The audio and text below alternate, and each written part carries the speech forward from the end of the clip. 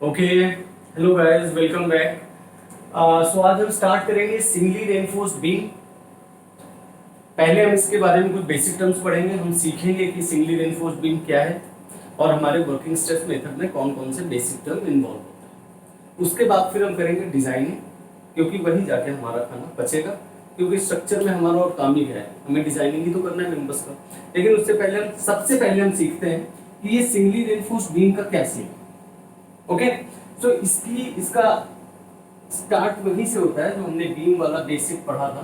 Suppose ये आपकी beam है ना, और यहाँ पे आपने लोडिंग की हुई है। तो इस लोडिंग से क्या होगा, इस लोडिंग से होगा क्या कि ये बीम आपकी बेंड करेगी, है ना। सपोज आपने एक स्केल लिया है, यहाँ से फिक्स कर दिया है, यहाँ से आपने सिंपली सपोर्टेड कर दिया है इसे, और ऊपर से लोड लगा रहे हो, तो स्केल ऐसे हो जाएगी, है ना। सिमिलरली यहाँ पर भी कुछ ऐसा पैटर्न बन जाता है बीम में। ओके, सो अब ये वाला पार्ट, जो ऊपर वाला पार्ट है, ये कंप्रेस हो रहा है। इसके इसके जो पार्टिकल्स हैं वो पास पास आ रहे होंगे, मतलब कंप्रेशन में आ रहे होंगे। तो अब कंक्रीट हमारा कंप्रेशन में तो बहुत स्ट्रांग होता है, तो हमें कोई प्रॉब्लम नहीं है चाहे जितना कंप्रेशन आ जाए। लेकिन ये जो फाइबर है ये आपका टेंशन में आ रहा होगा, है ना। मतलब इसके इसके जो पार्टिकल्स हैं ये बाहर की तरफ खींच रहे होंगे, एक दूसरे से दूर भाग रहे होंगे, है ना। तो यहाँ पर आपका कंप्रेशन होगा और यहाँ पर आपका टेंशन होगा। लेकिन आपका कंक्रीट अब टेंशन में तो स्ट्रांग नहीं होता है ना। उसके लिए हमने क्या सॉल्यूशन निकाला था कि हमने उसको रिइंफोर्स्ड कर दिया था स्टील के साथ, है ना, ताकि जो कंप्रेसिव पार्ट है वो कंक्रीट कैरी करे और जो टेंसाइल पार्ट है वो स्टील कैरी करे। ओके, सो अब अगर इस पार्ट में टेंशन है तो हमें इसी पार्ट में क्या देना होगा, रेइंफोर्समेंट। ओके, सो बीम में जिस पार्ट में भी हमारा टेंसाइल स्ट्रेसेस जनरेट होते हैं उस पार्ट में हम रेइंफोर्समेंट देते हैं। ठीक है, अब यहाँ पर अपर वाले पार्ट में तो है नहीं, सिर्फ लोअर वाले पार्ट में, मतलब सिर्फ एक पार्ट में रेइंफोर्समेंट है। दैट्स व्हाई इस बीम को हम बोलते हैं सिंगली रेइंफोर्समेंट।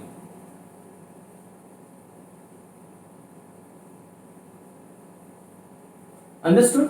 सिंगली रेइंफोर्स मतलब एक तरफ से रेइंफोर्समेंट सिर्फ, क्योंकि हमें दूसरी तरफ तो जरूरत नहीं है। दूसरी तरफ तो हमारा कंप्रेसिव स्ट्रेसेस आ रहे हैं और कंक्रीट तो गॉड लेवल है कंप्रेशन में, है ना। तो इसलिए हमें वहां पर जरूरत नहीं है, हमें सिर्फ जरूरत वहां पर है जहां पर टेंसाइल स्ट्रेसेस आ रहे हैं, तो वहां पर हम रेइंफोर्समेंट प्रोवाइड कर देते हैं। दैट्स व्हाई इस बीम को हम बोलते हैं सिंगली रेइंफोर्स्ड बीम। ओके, ये कॉन्सेप्ट अभी थोड़ा सा आगे और आएगा डिटेल में, लेकिन अभी के लिए फिलहाल सिर्फ समझाने के लिए कि सिंगली रेइंफोर्स्ड बीम क्या होता है इतना ही इनफ है। तो आपको अब यहाँ से आपको एक चीज तो क्लियरली समझ में आ रही होगी कि अगर ये सिंगली लगा है ना, तो यहाँ पर कोई बीम होगी जिसे हम बोलते होंगे डबली रेइंफोर्स्ड बीम भी। वो आपका नेक्स्ट चैप्टर है, जब आप नेक्स्ट चैप्टर में आएंगे तब हम पढ़ेंगे, है ना। अगर सिंगल लेन है, अगर सिर्फ लेन होता वो, है ना, कोई डबल लेन नहीं होता तो उसे हम सिर्फ लेन बोल रहे होते हैं, है ना। इसको सिंगली लगाने का पर्पस ही यही है कि हमारे पास कोई डबली रेइंफोर्स्ड बीम आएगी, लेकिन उसको हम नेक्स्ट चैप्टर में ही पढ़ेंगे। ओके, नेक्स्ट कॉन्सेप्ट है आपका एक्चुअल स्ट्रेसेस।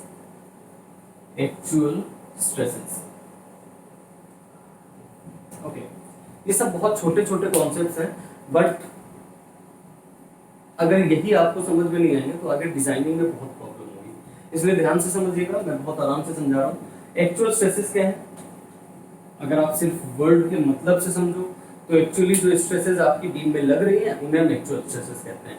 लेकिन ये आया कैसे, हमने पढ़ा है कि जो मैक्सिमम स्ट्रेस लग सकती है कंक्रीट में उसे हम बोलते हैं सिग्मा CBC। ओके, ये मैक्सिमम स्ट्रेस आपके कंक्रीट में लग सकती है। ओके, बट इतनी स्ट्रेसेस आप, मतलब कि सपोज अगर आप डिजाइन कर रहे हो तो आप क्या चाहोगे कि ये स्ट्रेस आपके मेंबर में, या अगर सपोज हम बीम डिजाइन कर रहे हैं तो आपकी बीम में कभी आए, थोड़ा सोच के देखो। अगर मैं एक छोटा सा एग्जांपल लेता हूँ, पता नहीं कितना फिट बैठेगा। कार पे जो हमारी स्पीड होती है वो 220 to 40 के करीब होती है मैक्सिमम, है ना। बट क्या हम सेफली ड्राइव करते हैं उस स्पीड में? हम उससे कम में ड्राइव करते हैं ताकि सेफ रहें।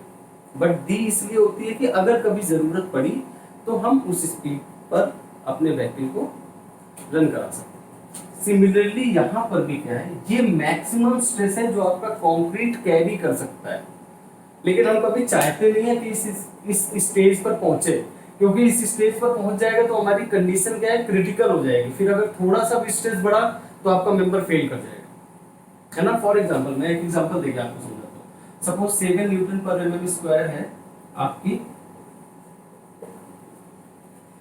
मैक्सिमम स्ट्रेस या सिग्मा सीबीसी। तो अगर आपको सेफ रहना है तो क्या होना होगा कि आपकी जो एक्चुअल स्ट्रेसेस हैं, है ना, that should be less than 7 Newton पर mm स्क्वायर। 7 न्यूटन पर mm स्क्वायर। अगर ये 7 न्यूटन मतलब क्रिटिकल कंडीशन से कम ही होनी चाहिए स्ट्रेसेस। ओके, मतलब ये 5 हो, 6 हो, 5.4, 6.3, है ना। वो जब हम डिजाइन करेंगे तो हम एक्चुअल वैल्यूज में आएंगे। बट अभी का कॉन्सेप्ट सिर्फ क्या है कि हमारी बिल्डिंग में जो स्ट्रेसेस एक्चुअली लग रही होती हैं उन्हें हम बोलते हैं एक्चुअल स्ट्रेस। और जब तक आपकी बिल्डिंग सेफ है तब तक एक्चुअल स्ट्रेसेस आपकी मैक्सिमम स्ट्रेसेस से, यानी इसी को आप बोल सकते हो critical stresses,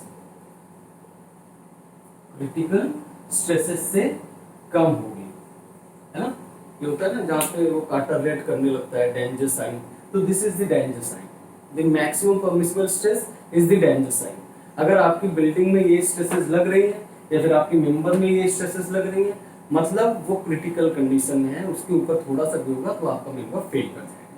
okay, so actual stresses means normal loading में जो स्ट्रेसेस हमारे पास होती हैं, the stresses in normal loading. Okay, अब हमारे पास दो मटेरियल है यहाँ पर, कंपोजिट मटेरियल है आरसीसी, है ना। सो पहला मटेरियल है हमारे पास कंक्रीट, तो उसके एक्चुअल स्ट्रेसेस, कंक्रीट में कंप्रेशन होता है, सो सी एंड एक्चुअल स्ट्रेसेस का साइन है ए, तो उसे हम डिनोट करते हैं सी ए से। और स्टील में हमारी टेंसाइल स्ट्रेसेस होती हैं टी, और एक्चुअल स्ट्रेसेस का साइन होता है ए, तो उसे हम डिनोट करते हैं टी। तो जो एक्चुअल स्ट्रेसेस कंक्रीट में होती हैं उन्हें हम सी ए से डिनोट करते हैं, जो स्टील में होती है उसे हम टी ए से डिनोट करते हैं। होपफुली आपको समझ में आ गया होगा, बट मैं एक बार फिर से रिपीट करता हूँ जल्दी से। हर वो स्ट्रेस जो नॉर्मल कंडीशन में, सपोज ये बिल्डिंग जहाँ पर मैं अभी खड़ा हूँ, है ना, ये सेफ है, नॉर्मल कंडीशन में रन कर रही है, तो यहाँ पर जो मेंबर्स में स्ट्रेसेज होंगी वो क्या होंगी, एक्चुअल स्ट्रेसेस। वैल्यूज क्या होंगी, वो जब हम डिजाइन क्वेश्चंस करेंगे तो हमें पता चल जाएगा कि कैसे वैल्यूज आती है। ओके, क्रिटिकल स्ट्रेसेस क्या होती हैं, जब ये स्ट्रेसेस बढ़ के, अब अगर आपसे पूछा जाए कि इसका मैक्सिमम लिमिट क्या है, सीए का मैक्सिमम कितना जा सकता है वो, तो आप आंख बंद करके बोल दो सिग्मा सीबीसी। ओके, इससे बोला जाए स्टील टीए कितना जा सकता है, बोल दो सिग्मा एसटी। ओके, मैक्सिमम मतलब क्रिटिकल स्टेज में जो मैक्सिमम वैल्यू है जो आपका कंक्रीट ब्लॉक या स्टील ब्लॉक या concrete member, steel member bear कर सकता है, that is sigma CBC and sigma ST, है ना। होपफुली आपको समझ में आ गया होगा। अगर किसी को कुछ लिखना है तो वीडियो पॉज करके लिख लीजिए।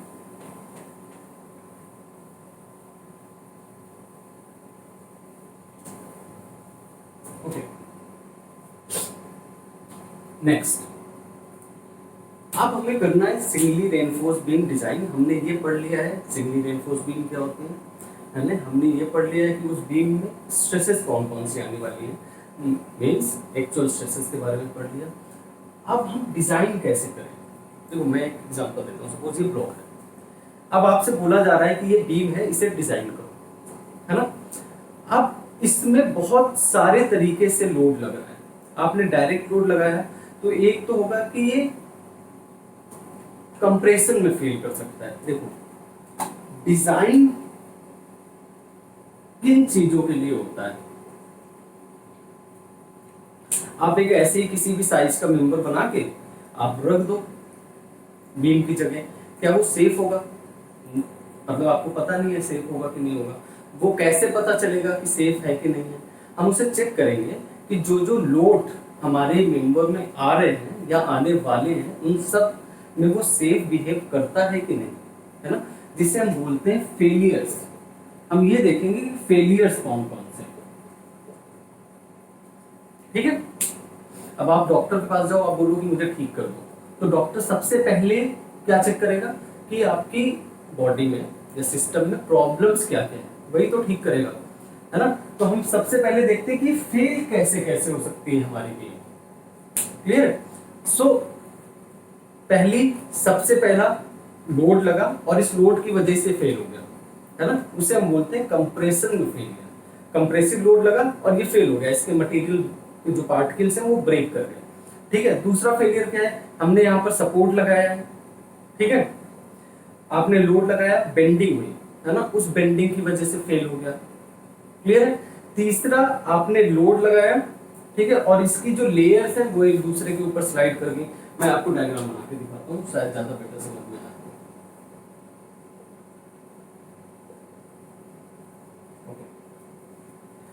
सबसे पहला फेलियर क्या हो सकता है, सबसे पहला फेलियर होगा कि आपने यहां से लोड लगाया और इस लोड की वजह से यहां पर जहां पर भी लोड लग रहा है वहां से आपका मटेरियल फेल होने लगा, है ना, वो हम बोलेंगे फेलियर इन कंप्रेसिव या फिर compressive failure, clear, okay. Second failure क्या है, सेकंड फेलियर ये है कि ये लोड नीचे ट्रांसफर हो गया बट बिकॉज ये बेंड करेगा इसको, है ना, तो इस बेंडिंग की वजह से फेलियर आ गया, okay. So failure in, second failure is failure in bending. देखो अभी सिर्फ ये इमेजिन करने वाली बात है, इसमें कोई कॉन्सेप्ट नहीं है, और कॉन्सेप्ट है भी तो मैं आपको वैसे समझा रहा हूं कि आपको थोड़ा विजुअलाइज हो।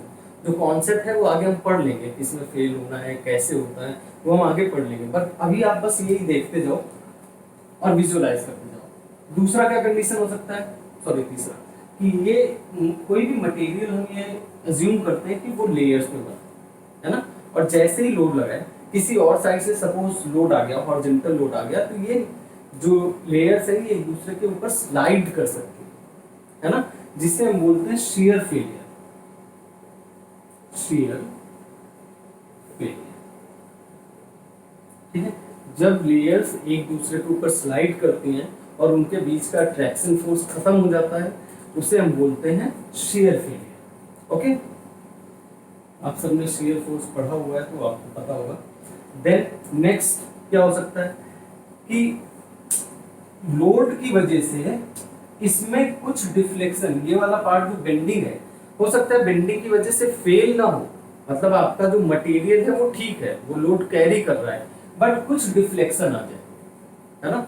आपने हो सकता है कोई पुरानी बिल्डिंग देखी होगी तो वो डिफ्लेक्ट कर जाती है, उसमें कुछ डिफ्लेक्शन आ जाता है ना। इस डिफ्लेक्शन को सपोज बोल दे तो ये हो जाता है आपका फेलियर इन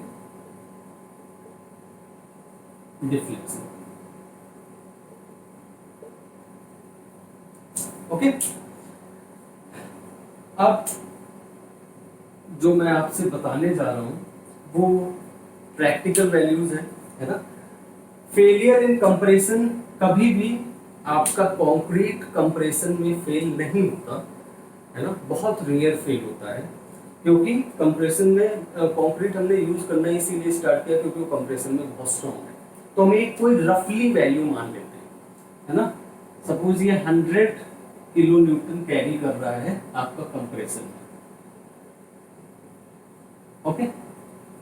देन आता है फिर बेंडिंग, आपका बीम बेंडिंग में फेल हो सकता है और बेंडिंग में ही फेल होता है, ठीक है। हमने जो हमारा कोड है जिस कोड, उसमें बताया गया है कि हमारा जो बीम होता है वो, और ऐसे भी अगर आप देखोगे ना कि जहां पर ये कनेक्शन है, जो हमारा सपोर्ट है और बीम है, उसके कनेक्शन पर वो बीम टिका हुआ है, और जैसी बेंडिंग होती है तो ये जो सपोर्ट है ये ऊपर उठ जाते हैं थोड़े से, है ना, मतलब कि ये सपोर्ट का जितना एरिया है सिर्फ उतनी स्ट्रेंथ पर हमारा बीम टिका हुआ है और वहीं से लोड ट्रांसफर हो रहा है ना, तो वो एरिया कम होने की वजह से बेंडिंग में फेलियर होने के चांसेस ज्यादा होते हैं, और वो कंप्रेशन के कंपैरिजन में बहुत कम लोड कैरी कर पाता है, suppose 28 kilometre, okay. Then shear failure, क्योंकि हॉरिजॉन्टल फोर्सेस हमारे कौन से हैं, विंड कोई डायरेक्ट हम बिल्डिंग खींच नहीं रहे हैं हॉरिजॉन्टली, है ना, या कोई हॉरिजॉन्टल फोर्स ऐसा तो है नहीं, बहुत माइन्यूट फोर्सेस हैं, तो इसमें भी फेलियर होने के बहुत कम चांसेस होते हैं कि लेयर एक दूसरे के ऊपर स्लाइड कर जाए, है ना। ये प्लेट्स नहीं रखी है, हमने मिलाया है, कंपोजिट मटेरियल बनाया है, पार्टिकल्स का एक दूसरे में बॉन्ड है, इसीलिए हम सीमेंट ऐड करते हैं, है ना, कि वो बॉन्ड पार्टिकल्स का एक दूसरे में अच्छा बने, तो ये फेलियर होने के चांसेस बहुत कम होते हैं। अब ये फेलियर बेंडिंग की वजह से ही होगा, डिफ्लेक्शन तो तभी होगा ना जब बेंडिंग आएगी। ओके, जैसे मैंने आपको क्रीप समझाया था, आपने सीधी डोर बांधी है, फिर उसके ऊपर लोड लगाया है, तो कंटिन्यूअस लोडिंग की वजह से वो थोड़ा झूल जाती है, तो जो सीधी डोर और इसमें ये जो पार्ट है ये है डिफ्लेक्शन, इसी को हम डिफ्लेक्शन बोलते हैं। और बीम में ये डिफ्लेक्शन कब आएगा, जब होगी बेंडिंग, है ना। तो इसका भी चांस, अगर हम इसको रोक लेते हैं तो इसका भी चांस बहुत कम होता है। अब देखिए हमारे पास दो है, अब दो लोड है, एक 100 किलो न्यूटन है, 20 किलो न्यूटन है। अब आप किसके लिए बीम डिजाइन करोगे, मतलब अगर सपोज मैं कहता हूं कि मैं 100 किलो न्यूटन के लिए बीम डिजाइन करूंगा, तो जैसे ही मैं 20 से 21 पर पहुंचूंगा तो क्या होगा, बेंडिंग में आपकी बीम फेल कर जाएगी, ठीक है। अब बीम को तो पता नहीं है कि वो फेल कर गया, उसको कंप्रेशन तक जाना है, वो तो मेंबर, वो तो मटेरियल है ना। अगर वो फेल कर गया तो मतलब फिर उसको कोई मतलब नहीं है, वो फेल कर गया पूरा, ठीक है।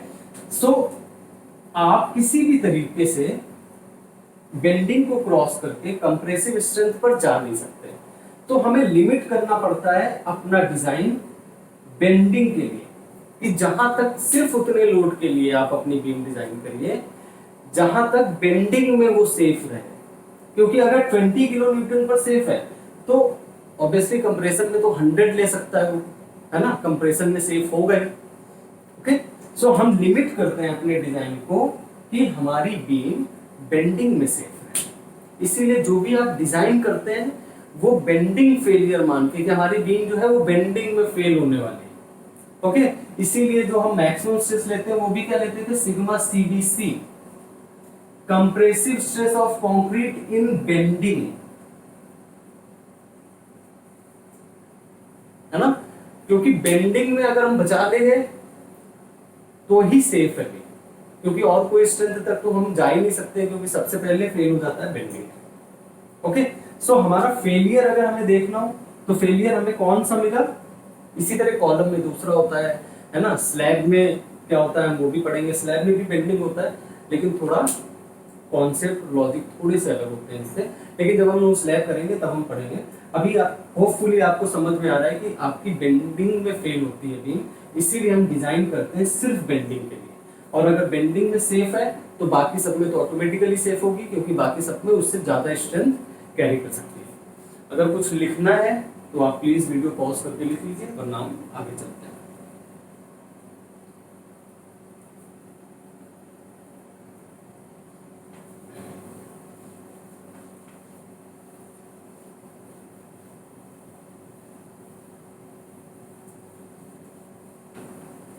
ओके, अब हमें यह पता चल गया कि फेलियर हमारा बेंडिंग में होना है, तो हम बेंडिंग के बारे में थोड़ा सा डिटेल में पढ़ लेते हैं, है ना। मैं पहले वाला डायग्राम नहीं बना रहा हूँ, सिर्फ बेंडिंग डायग्राम बना रहा हूँ। यहाँ से हमें क्या पता चला था कि जो ऊपर वाली लेयर है वो कंप्रेशन में है और नीचे वाली लेयर क्या है, टेंशन में है। अब जैसा हम एज्यूम करते हैं, है ना, कि सारे जो मटेरियल है वो फाइबर में होंगे, तो ये दूसरा फाइबर होगा, ये तीसरा फाइबर होगा, ये चौथा फाइबर होगा, पांचवा एंड ये लास्ट। अब देखो यहां पर लग रही थी कंप्रेशन, यहां पर लग रही है टेंशन, तो अगर आप इस पाथ से इस पाथ तक आते हैं, मतलब क्या होता है कि कंप्रेशन कम होते होते होते होते जीरो हो गई होगी, है ना। किसी लेयर में कंप्रेशन कम होते होते होते जीरो हो गई होगी और टेंशन स्टार्ट हो गई होगी, है ना। मतलब कि अगर ये स्केल है, ये माइनस इन्फिनिटी है, ये प्लस इन्फिनिटी है, तो अब minus infinity two plus infinity बिना जीरो को क्रॉस किए तो नहीं जा सकते, है ना। तो अगर कंप्रेशन को आप माइनस मानते हो, टेंशन को आप प्लस मानते हो, या फिर जो भी मानना है, इसे प्लस मान लो तो ये माइनस होगा, क्योंकि दोनों अपोजिट इन नेचर है ना। तो अगर आप माइनस से प्लस आ रहे हो, माइनस से प्लस आ रहे हो, तो आप जीरो को क्रॉस किए बिना तो नहीं आ सकते हो, है ना। एक लेयर ऐसी जरूर होगी जहां पर आपकी ना तो कंप्रेशन होगा और ना ही टेंशन होगा, है ना। मतलब वहां पर कोई स्ट्रेस ही नहीं होगी, उसे हम बोलते हैं न्यूट्रल एक्सिस। और ये भी आई होप आपको याद होगा कि आप पढ़ चुके हो, नहीं याद है फिर भी मैं याद दिला देता हूँ, इतना ही जरूरी है, इतना ही याद आ जाए काफी है। ओके, मतलब एक लेयर ऐसी जरूर होती है जिसे हम बोलते हैं न्यूट्रल एक्सिस, और वो न्यूट्रल एक्सिस में क्या होता है, no compression and no tension. और ये लो कंप्रेशन लो टेंशन क्यों होगा, देखिए कैसे आता है कंप्रेशन और टेंशन। कंप्रेशन और टेंशन आता है स्ट्रेन की वजह से, है ना। मतलब कि सपोज आपने पुश किया, पुश करने से क्या हुआ, चेंज इन लेंथ हुआ। चेंज इन लेंथ का मतलब लेंथ कम हुई, यहाँ पर क्या हुई, लेंथ कम हुई, तभी तो कंप्रेशन आया। लेंथ कम होने का को रजिस्ट करेगा आपका मटेरियल, आपका मटेरियल कहेगा नहीं नहीं मैं नहीं चाहता कि मेरी लेंथ कम हो, तो वो रेजिस्टेंस क्या बन जाएगा, कंप्रेसिव स्ट्रेस, है ना। इसी तरह लेंथ जब बढ़ेगी फिर मेंबर आपका कहेगा कि नहीं नहीं मुझे नहीं चाहिए कि मेरी लेंथ बढ़े, तो उस रेजिस्टेंस से हो जाएगा आपका टेंसाइल स्ट्रेस। वो किससे आया है, चेंज इन लेंथ से। तो अगर यहाँ पर कोई नो कंप्रेशन नो टेंशन है, मतलब चेंज इन लेंथ जीरो होगा, चेंज इन लेंथ होगा ही नहीं। चेंज इन लेंथ नहीं है तभी तो कोई स्ट्रेस नहीं है, अदरवाइज तो कोई ना कोई स्ट्रेस होती। अगर लेंथ कम हो रही होती कंप्रेसिव स्ट्रेस होता, अगर लेंथ ज्यादा हो रही होती तो टेंसाइल स्ट्रेस होती। ओके, इसे बोलते हैं न्यूट्रल एक्सिस। ओके, अब मैं ये डायग्राम रब कर रहा हूं क्योंकि मुझे दूसरा डायग्राम बनाना है। ओके, सो सपोज ये आपका बीम है ना, ये विड्थ बी है और ये डेप्थ डी है, ठीक है।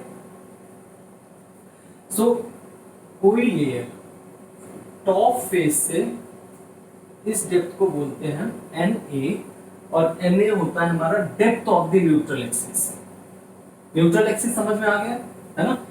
सो वो पर्टिकुलर लेयर जहां पर कोई भी स्ट्रेस नहीं है, वो पर्टिकुलर लेयर जहां पर कोई भी स्ट्रेस नहीं है, उसको हम बोलते हैं न्यूट्रल एक्सिस। मेरे से नहीं बन पाएगा, उसे हम बोलते हैं न्यूट्रल एक्सिस। और टॉप फेस से, बीम के टॉप फेस से उस लेयर तक की डिस्टेंस को हम बोलते हैं actual depth of the neutral axis. Actual depth of the neutral axis, और इसको डिनोट करते हैं N से। देखिए मैं आपको कुछ ऐसे डेफिनेशन लिखा नहीं रहा हूं क्योंकि डेफिनेशन लिखने को तो कहीं आएगा नहीं, आपको समझ में आ गया है, आप लिख सकते हो। मैं फिर से बता देता हूं, the distance from the top face of the beam to the axis to the neutral axis. The neutral axis क्या होती है, the axis with no compression and no tension, है ना। मतलब ना तो कंप्रेशन है जिस एक्सिस पे, ना ही टेंशन है, वो एक्सिस है न्यूट्रल एक्सिस। और टॉप फेस से उस लेयर तक की डिस्टेंस होती है depth of the neutral axis.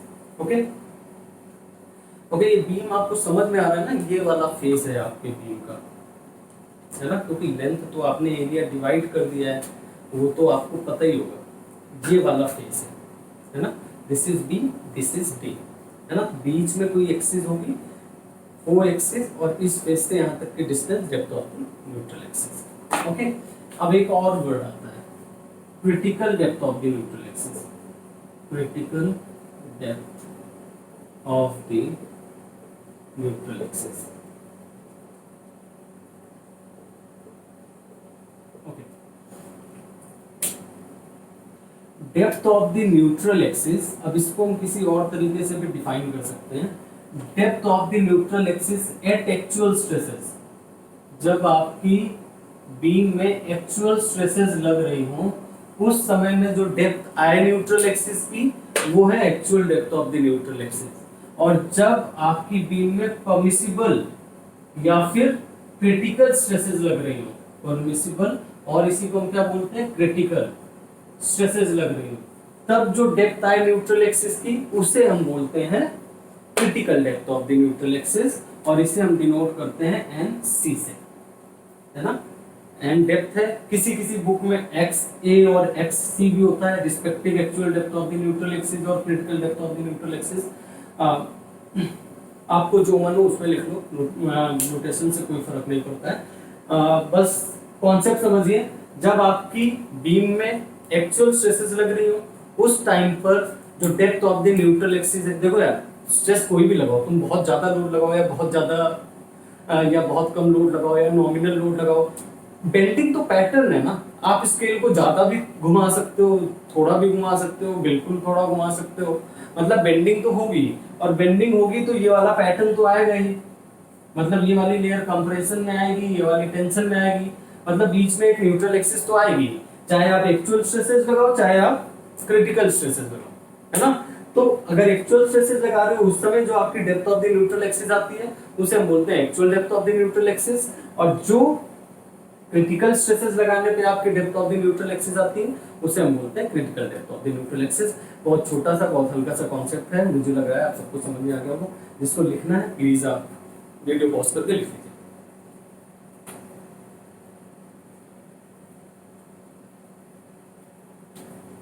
Okay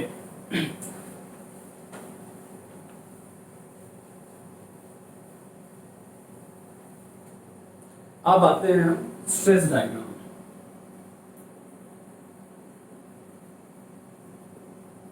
stress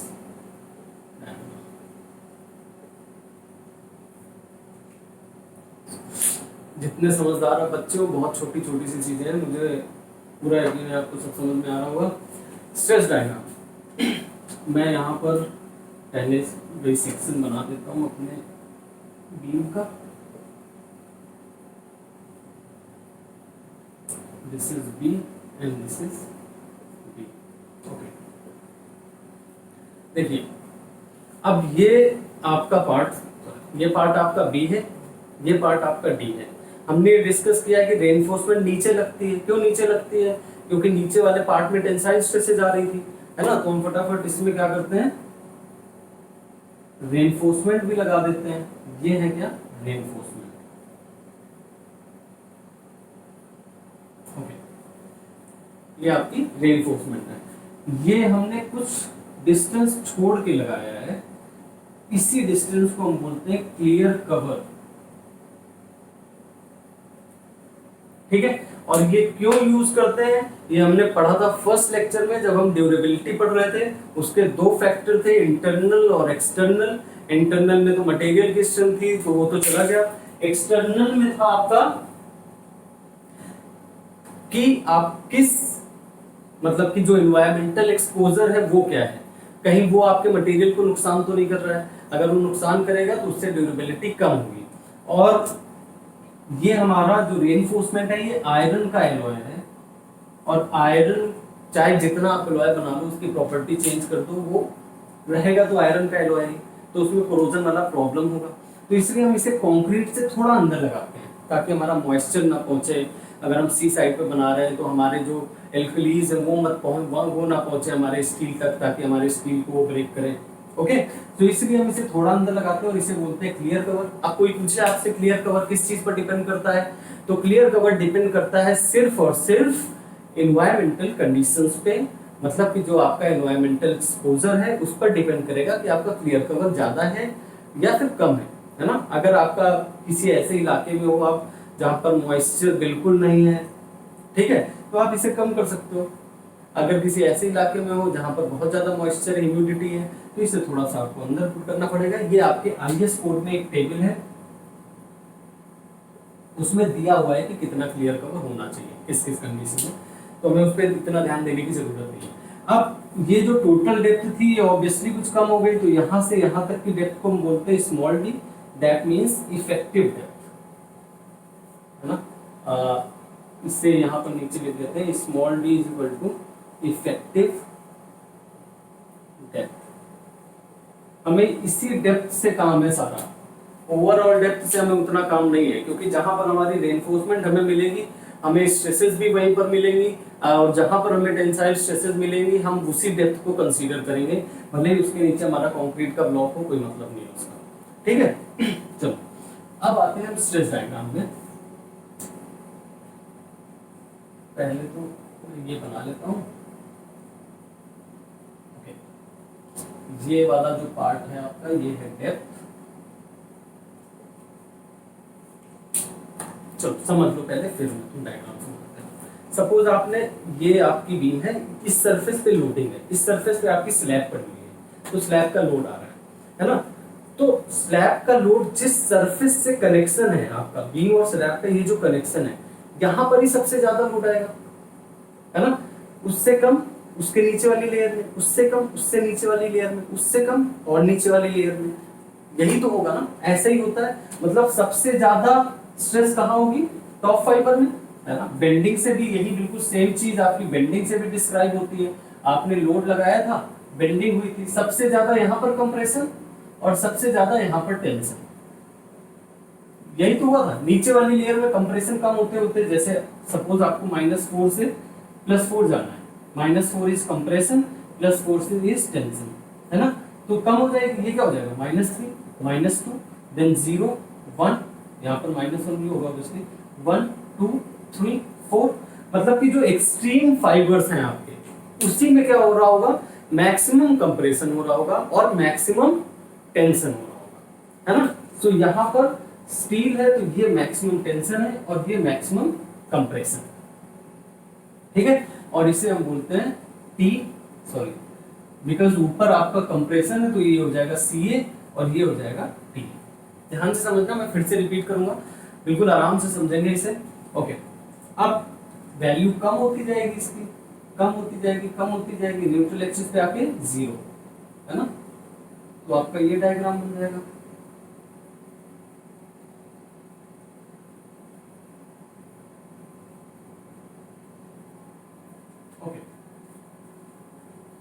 अब नीचे क्या होगा इसके, आपको अगर नीचे भी ऐसी कम बढ़ती जाएगी वैल्यू टेंशन की, तो ऐसे डायग्राम बन जाएगा। बट देखो क्या सच में ऐसा होगा, क्योंकि न्यूट्रल एक्सिस के नीचे क्या है, न्यूट्रल एक्सिस के ऊपर है आपका कंप्रेशन और न्यूट्रल एक्सिस के नीचे है टेंशन। अब यहाँ पर आओ, सपोज ये है आपकी न्यूट्रल एक्सिस, है ना। ये वाली डिस्टेंस आपकी क्या हो जाएगी, NA, actual depth of the neutral axis. बस समझते जाइए, मैं रिपीट कर दूंगा अगर किसी का कुछ मिस हो गया है। इस एक्सिस के नीचे क्या है, इस एक्सिस के नीचे है टेंसाइल स्ट्रेसेस, ये 0 है, 0 के उधर क्या है, टेंसाइल स्ट्रेसेस है। तो मतलब यहां पर जो कंक्रीट होगा, इस न्यूट्रल एक्सिस के नीचे जो कंक्रीट होगा उसे कैरी करना पड़ेगा टेंसाइल स्ट्रेसेस, है ना। बहुत लॉजिकल सी बात है। मैं फिर से रिपीट करता हूं कि ये आपकी बीम है ना। मैं यहाँ पर मार्क बना देता हूं, ये जो मैंने ब्लैक मार्क बनाया है ये है इसकी न्यूट्रल एक्सिस, है ना। न्यूट्रल एक्सिस के ऊपर कंप्रेशन था, वो तो हमने बना लिया कि सबसे ऊपर वाली फाइबर में मैक्सिमम कंप्रेशन, कम कम कम कम कम, न्यूट्रल एक्सिस पे 0। बट न्यूट्रल एक्सिस के नीचे कौन सी स्ट्रेसेस है, न्यूट्रल एक्सिस के नीचे है टेंसाइल स्ट्रेसेस। अब ये जो टेंसाइल स्ट्रेसेस हैं ये इस कंक्रीट वाले पार्ट को कैरी करनी पड़ेगी। बट हमने पढ़ा है कि कंक्रीट की टेंसाइल स्ट्रेंथ बहुत कम होती है और डिजाइन में तो हम उसे 0 मानेंगे, है ना। 0 मानेंगे तो क्या होगा, 0 stress 0 stress 0 stress 0 stress 0 stress 0 stress. यहां पर आपको स्टील मिलेगा, ये मैं बना देता हूं स्टील।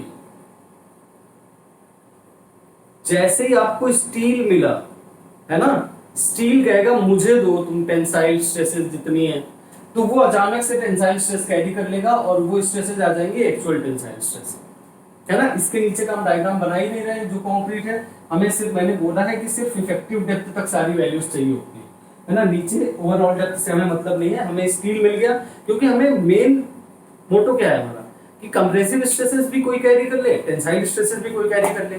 कंप्रेसिव जो सारी स्ट्रेसेस थी वो कंक्रीट ने कैरी कर ली, टेंसाइल जो सारी स्ट्रेसेस थी, जो न्यूट्रल एक्सिस के नीचे की टेंसाइल स्ट्रेसेस हैं, वो हमारे स्टील ने कैरी कर ली। हमारा काम पूरा हो गया। होपफुली आपको ये स्ट्रेस डायग्राम समझ में आ रहा होगा। मैं फिर से समझा देता हूं, अगर किसी को समझ में नहीं आया क्विकली, वैसे तो आप रिवाइंड करके देख सकते हो, बट फिर भी क्या है इसमें, हमें बनाना है स्ट्रेस डायग्राम कि हम जैसे जैसे डेप्थ में मूव करते हैं हमारी स्ट्रेसेस कैसे चेंज होती हैं।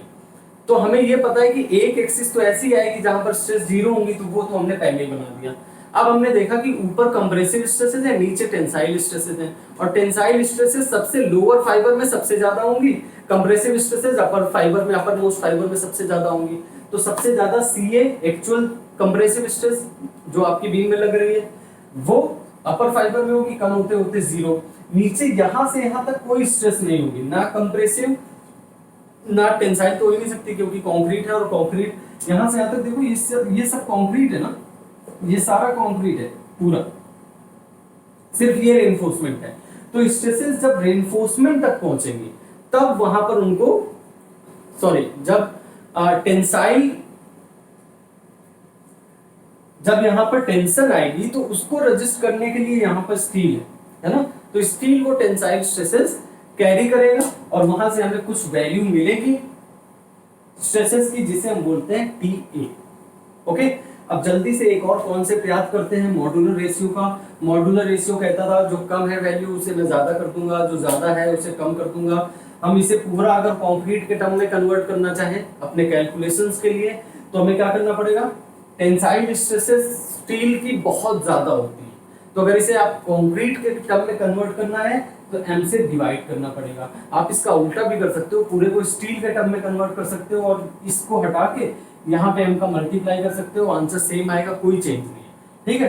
बट प्रेफरेबली ज्यादातर बुक्स में यही किया होता है, मैं भी यही करके आपको समझा रहा हूँ, है ना। अगर किसी को लगता है कि उसे वो भी ट्राई करना है तो कर लो, आंसर सेम नहीं आता है तो मुझे रिवर्ट करो, मैं देखूंगा आपने काम स्टेक किया। ओके, तो होपफुली स्ट्रेस डायग्राम में कोई प्रॉब्लम नहीं है। अब देखो दो तीन कॉन्सेप्ट और जल्दी से क्लियर हो जाएंगे। हमने पढ़ा था एक्चुअल स्ट्रेसेस में, जब आपके बीम में एक्चुअल स्ट्रेसेस लग रही होती हैं तब जो डेप्थ होती है वो actual depth of the neutral axis होती है। अगर यही स्ट्रेसेस मैक्सिमम लग रही होती तो यहाँ पर सिग्मा सीबीसी होता और यहाँ पर क्या होता, यहाँ पर सिग्मा एसटी होता। ये सिग्मा सीबीसी और सिग्मा एसटी की वैल्यू आपको टेबल से गिवन है ना, तो आपको कुछ और करना नहीं है, मैं टेबल आपको मैसेज कर दूंगा कि किस पेज पर है और कौन सा टेबल नंबर है, वहां से आप देख सकते हैं। जैसे ही ये मैक्सिमम स्ट्रेसेस या क्रिटिकल स्ट्रेसेस पहुंचेंगे ये डेप्थ भी कहेगा मुझे भी अब एक्चुअल नहीं रहना है, मुझे भी क्या हो जाना है, critical depth of the neutral axis. तो ये तुरंत हो जाता है critical depth of the neutral axis. Okay, अब इसको मैं रब करता हूं और 5 मिनट का और काम है, जल्दी से हम critical depth of the neutral axis की वैल्यू निकाल लेते हैं। ओके, देखो अगर मैं इसको ट्रायंगल मान लेता हूं तो ये दोनों क्या है, सिमिलर ट्रायंगल है ना। सिमिलर ट्रायंगल है तो क्या होगा, बेस अपॉन बेस यानी NC अपॉन D माइनस NC, जो नीचे ये पूरी डेप्थ D है तो ये डेप्थ कितनी बचेगी, D minus NC। Okay, so NC is equal to D minus NC, that would be equal to base upon base, यही होती है प्रॉपर्टीज, तो sigma CBC upon sigma ST upon M, ठीक है। तो ये हो जाएगा NC अपॉन D minus NC, this is equal to M sigma CBC divided by sigma ST, ठीक है। इंटरचेंज कर लो, 1 से डिवाइड कर दो दोनों तरफ, तो ये हो जाएगा D minus NC divided by NC is equal to M sigma CBC divided by sigma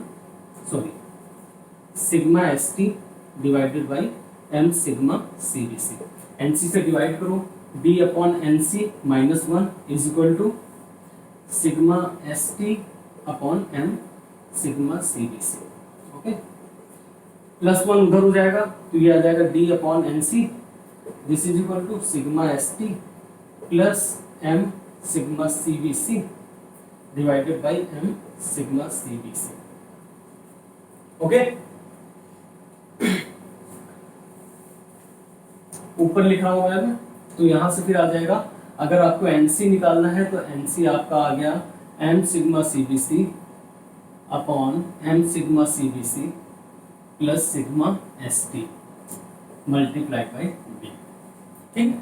ये सारी वैल्यूज कांस्टेंट है क्योंकि मॉड्यूलर रेशियो कांस्टेंट है। सिग्मा CBC आपको टेबल से मिल जाएगा, सिग्मा ST आपको टेबल से मिल जाएगा, ये सारी वैल्यूज कांस्टेंट है तो इसे हम एक मिला के एक नया कांस्टेंट बना देते हैं जिसे हम बोलते हैं के। सो एनसी यानी critical depth of the neutral axis की वैल्यू हो जाती है के इंटू डी। क्लियर है? बहुत सिंपल सा कैलकुलेशन था। अब देखिए धीरे धीरे कैलकुलेशन बढ़ेगा ही, हम डिजाइनिंग की तरफ मूव कर रहे हैं, है ना। So critical depth of the neutral axis हमें सिर्फ कब मिल सकती है? जब हमारी स्ट्रेसेस कैसी हो? क्रिटिकल, है ना। और हमारी क्रिटिकल स्ट्रेसेस क्या है? कंप्रेशन के केस में सिग्मा सीबीसी, टेंशन के केस में सिग्मा एसटी, और हम वर्किंग स्ट्रेस मेथड से कर रहे हैं तो हमें पूरा जो सिस्टम है उसको या तो कंक्रीट के टर्म में लेना है या फिर स्टील के टर्म में लेना है। तो कंक्रीट के टर्म में हमने लिया है, इसकी स्ट्रेसेस ज्यादा होती है तो हमें कम करनी पड़ेगी, हमने मॉडुलर रेशियो से डिवाइड कर दिया। इसकी स्ट्रेसेस कम होती हैं, अगर स्टील के टर्म में लेना होता तो इसमें हम मल्टीप्लाई कर देते हैं, आंसर सेम आएगा।